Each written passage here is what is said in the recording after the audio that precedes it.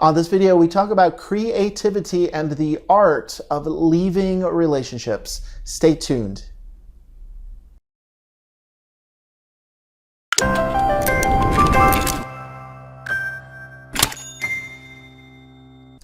Welcome to The New Love Addiction. I'm Alan Robarge, a relationship coach and a psychotherapist. Let's talk about leaving relationships. Very specifically, how do we leave? What is our style of leaving? And can we actually put some effort, some thought, and create some choices around how actually do we want to leave? I once asked this question. It was somewhat random. I don't remember exactly why I brought up, but I asked the question to a friend.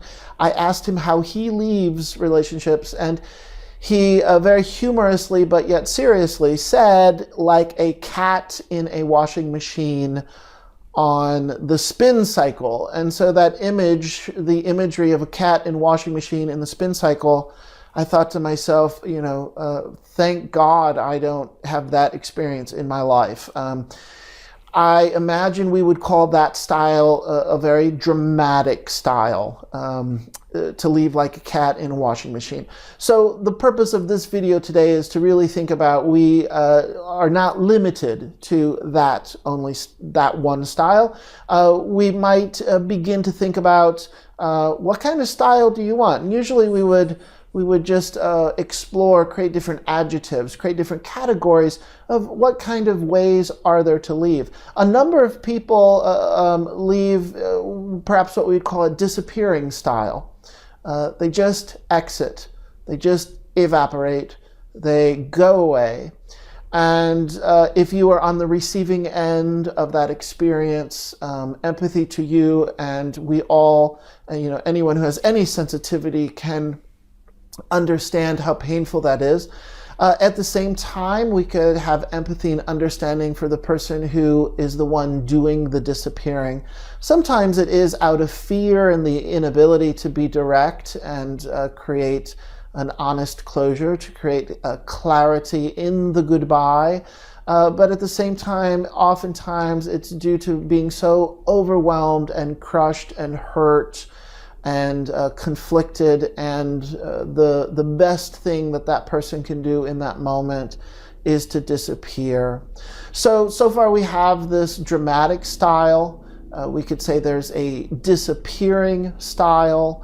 Let's also think about a bitter style. There are some people who become very, very crusty and nasty and bitter and contemptuous and difficult and just outright mean. So we have either seen that person, or we've been on the receiving end, or perhaps you have been that person yourself. So that's another style of how we can end. There's also the temper tantrum style. Throwing things, getting all bent out of shape. Perhaps this is similar to the dramatic style of the cat in the washing machine. But I think of the temper tantrum style as a kind of protest, a protesting behavior of just not wanting it to end, or having such a difficult time trying to make peace with this reality. And we find ourselves having these mini meltdowns, or maybe perhaps major meltdowns. And that also might look like a kind of, we could say a begging style. Please don't go. Please, let's work it out again. Let's go to couples counseling. It's the bargaining and creating contracts. Well, I'll stop drinking this time, or I think, we should take a break. Well, I'll get my own apartment. You get your own apartment. But we can still be together and we'll make it work. We just need to take a break from each other and start over and start fresh. So there's a ending. It's still a process of ending, but it includes that bargaining and that begging. So what I've just described here, we can think of as a range. that there's a number of different styles. And keep in mind, if there is actually a range, I've only communicated one side of that range because the options that I've shared are not terribly attractive. We have a dramatic style, the disappearing style, the temper tantrum style, the begging style, and also the bitter style, just being really, really bitter about needing to end. So if we say that that's a part of the range, on the other side, we could think about what's a graceful style look like? What does it mean to be creative, to end your relationship gracefully? What would you say? What would you do? How would you behave? How do you invite dialogue with your partner? What does it look like to create a graceful ending, to have a graceful goodbye? There's also a reasonable style. Many people are unreasonable when it comes time to ending. And if you think of that in terms of your style, that you in some ways are choosing to be unreasonable, we could explore the opposite. Is it possible that you could create an ending where you're reasonable? There's also the kind, compassionate style. If we know what the bitter, mean, nasty, contemptuous, crusty style looks like, what does it mean to end with some kindness, to create some closure and ending in relationship by coming from a compassionate person, coming from a compassionate place? You can still be angry, of course. You can still be sad. You can still, not totally accept the situation, but you make a choice that the style of ending and how you're going to show up is going to be kind and going to be compassionate. So if we have the image of the cat in the washing machine on the spin cycle, and that's a rather dramatic image, let's create another image. Perhaps it's a hummingbird with a morning glory, and the hummingbird is getting nectar from the flower. The bird is very delicate. It's an image of nourishment. It's an image of this very delicate creature connecting with the flower, and quite honestly, it's just beautiful. So if you think about your style, do you want ending to be beautiful? Many people do not ask that question.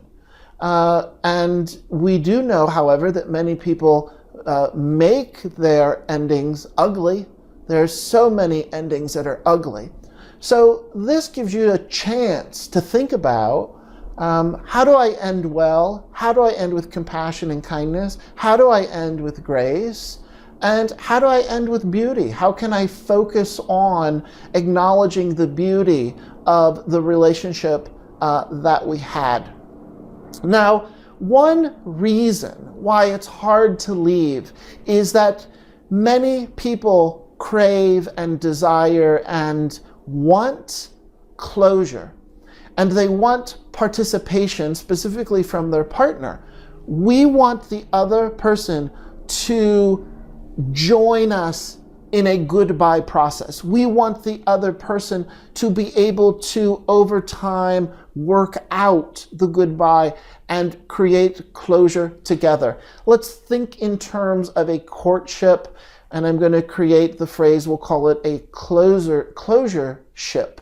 So if you have a courtship, when people meet, a healthy relationship is not a instant relationship. You don't just meet someone and, by day 3, you're married and you're, completely together. If you have created that, just to give you a heads up, usually those relationships don't last, and that's generally rushing into a relationship.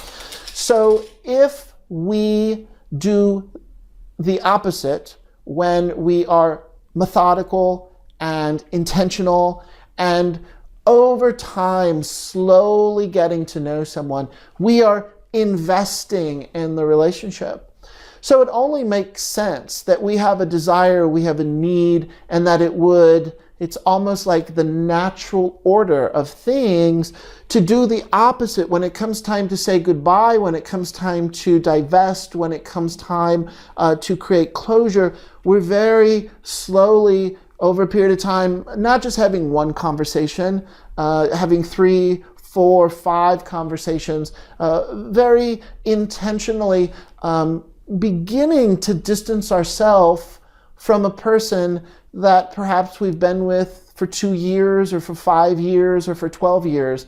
The goodbye process is just that. It's a process. It does not happen immediately. Now, of course, I am aware for some people it is quite immediate if there's been some grand surprise revealed, such as infidelity, if there's been some grand surprise revealed, such as, by the way, I'm leaving tomorrow and moving to Paris, which really would limit our ability to engage.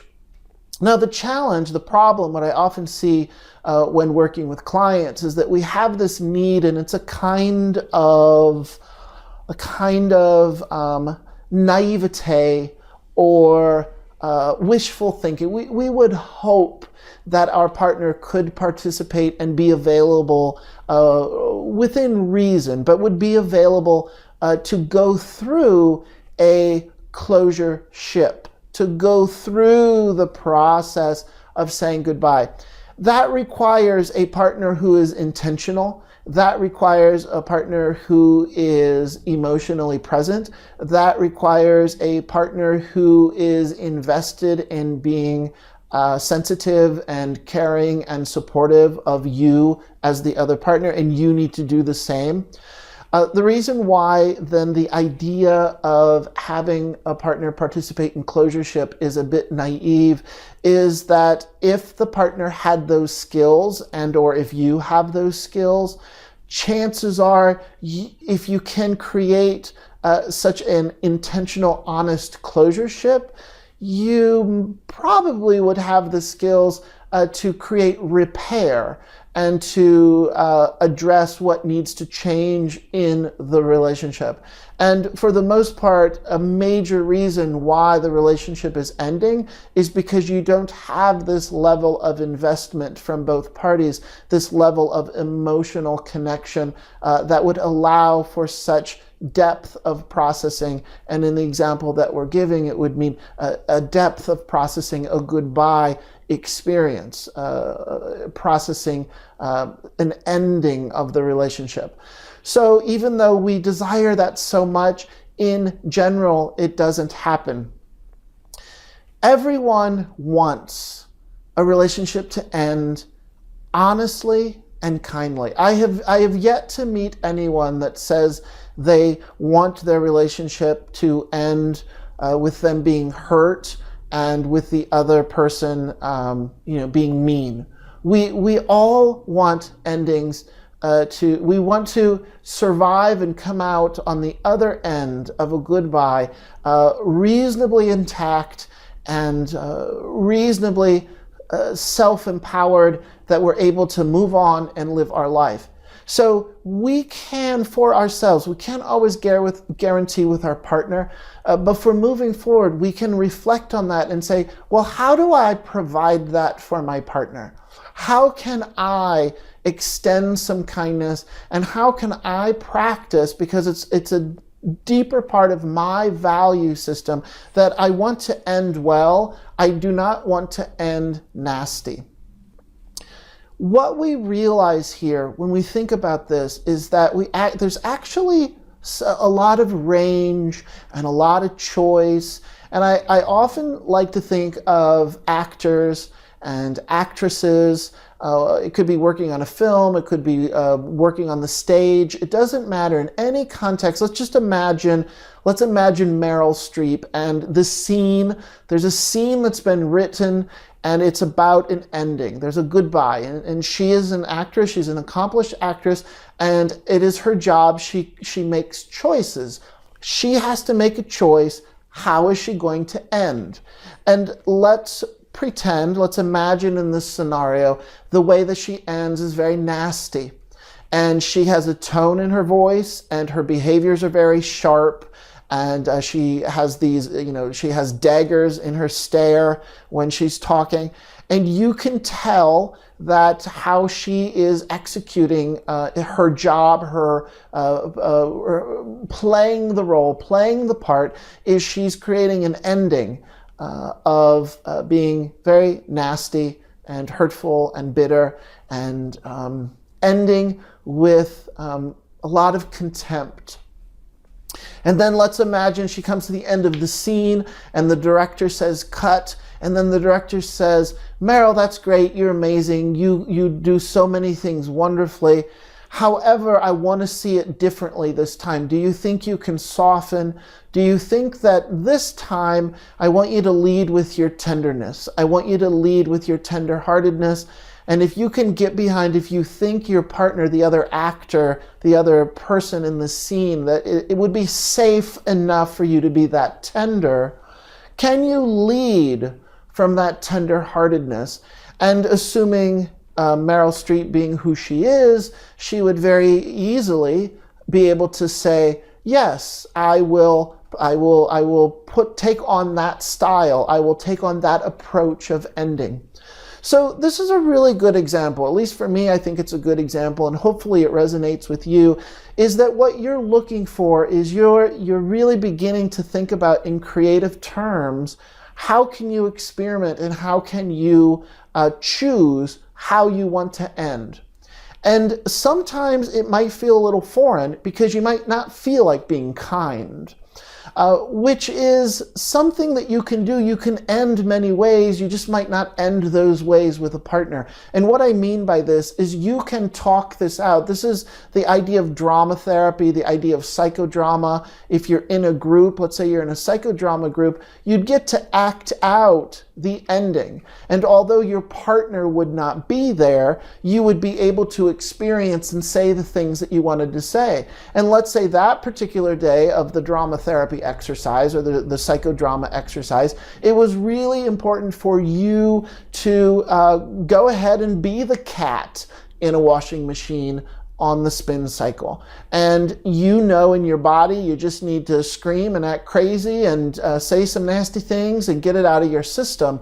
So from a healing point of view, it can be very necessary to take on these different styles. You can journal this, you can have a dialogue back and forth, you can speak out loud to yourself. You could imagine both sides of the dialogue where you're both yourself and you are your partner.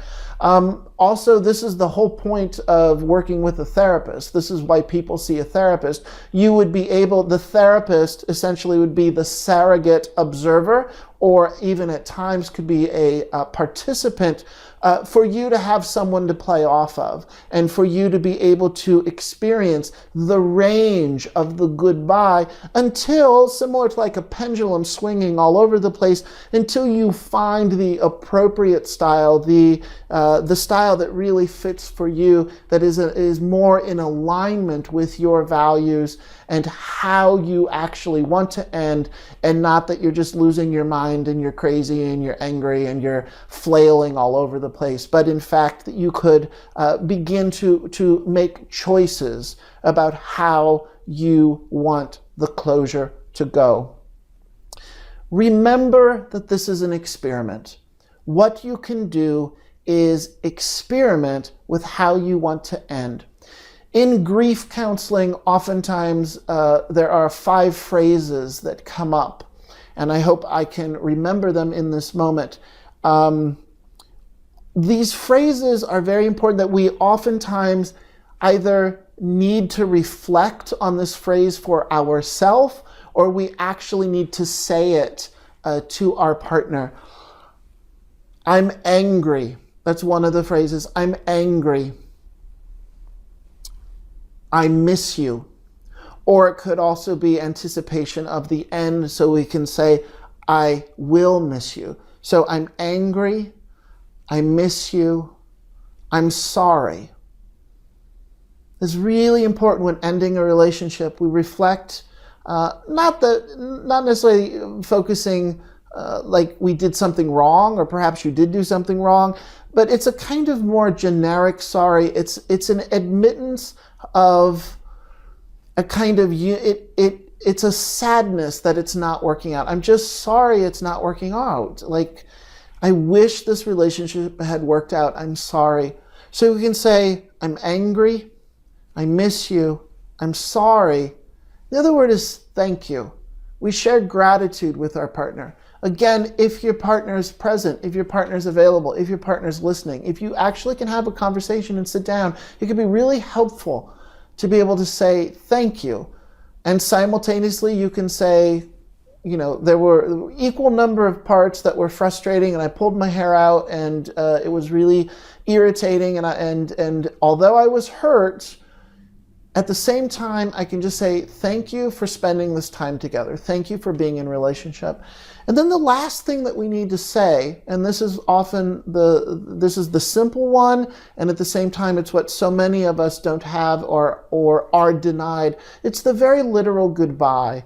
And just being able to say goodbye. Again, if you can't do that with your partner, it's very good to practice and do that with someone else. Even say it out loud to yourself. Give yourself the experience as a kind of ritual to go through the process. The difference between grief and mourning is that grief is your inner world experience that encompasses the whole range of feelings during the process of loss. How am I relating to the loss? And it encompasses both the thought processes and the emotions and the feelings and everything churned together, and the groundlessness and the confusion. The grief is my inner world experience of how I'm making sense of what happened and how I'm moving through what happened. Mourning, oftentimes a distinction for an act of mourning, are external events or rituals or behaviors, things that we can do that are expressions of our grief. So going to a funeral is an act of mourning. It's this external thing that is allowing us, through the external activity of the funeral, we are grieving. Our grief has a vehicle, has an outlet, has an expression. Doing any type of artwork, writing in a journal, painting a picture, paint your sadness, paint the ending, paint your anger, whatever it is, the ritualistic process of the creative expression, that is an act of mourning. So the whole idea here is to be creative with your endings, to give yourself permission, similar to Meryl Streep working with a director, in a way to direct yourself and explore potentially what are your options, and to practice going from a cat in the washing machine on the spin cycle to perhaps a hummingbird who is feeding at a morning glory flower. So I hope that this video is helpful. Please subscribe to this YouTube channel if you would like to see more videos just like this. Also, there is a group on Facebook called The New Love Addiction. And if you want to join that group, please do. And you will be able to meet some like-minded folks who talk about these type of ideas as well as other ideas. And then finally, if you want to learn more about me, please go to alanrobarge.com. I do offer consultation, one-on-one consultation for anyone interested, and you can learn more about me at alanrobarge.com. So again, thank you for watching, and I will see you next time.